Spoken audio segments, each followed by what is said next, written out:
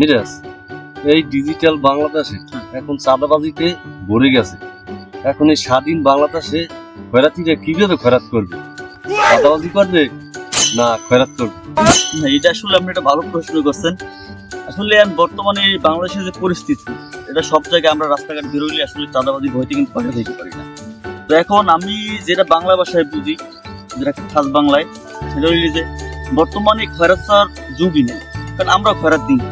কারণ আবার দেখা গেছে যে চাঁদাবাজি করে যারা, তাদেরকে অনেক সময় খয়রাতি ভাবা হয়, বা যারা খয়রাত করতেছে তাদেরকে চাঁদাবাজি বলা হয়। তো আমি একটা কথা এই জায়গায় কমবো, এটা হইলে যে যারা এই খয়রাত করেন তারা বর্তমানে ডিজিটাল সিস্টেম চালু করবেন, যে আমরা একটা খামের মাধ্যমে পোস্ট অফিসে যাই হাদিয়া চাইয়া মনে করেন আপনারা বিক্রি করতে পারেন বা খয়রাত করতে পারেন। তো এর বাইরে যদি কিছু করতে চান, দেখা যাচ্ছে সামনাসামনি যাইবেন, যাই যদি আপনি চান, তাহলে এটা বর্তমানে কিন্তু একটা চাঁদাবাজির মধ্যে পড়ে যায়।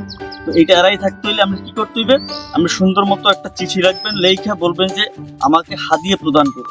হাদিয়া ছিল বর্তমান মানুষের বলছে এটা খরচ সিস্টেম। এটা খয়রাত শিখছে। হয়, এটা একটা ডিজিটাল সিস্টেম। এটা আপনি যারা করতে চান তাদেরকে পরামর্শ দিতে পারেন, বা আপনি করতে চাইলেও করতে পারেন, সমস্যা নেই। এই যদি চিঠির মাধ্যমে করে, এটা তার চাঁদাবাজির মতো হবে না? তার তো খয়রাত। না না না, এখন মানুষ জানে যে হাদিয়া বলতে খরচ। বর্তমান খরচ সিস্টেম চাঁদাবাজি তো যাইয়া ডাইরেক্ট অ্যাটাক করে। এটা এরকম না, হাদিয়া ছিল মানুষ বলছে যে বর্তমান খরচ সিস্টেম। এখন চিঠির মাধ্যমে হাদিয়ে খয়রাত করতে হয়।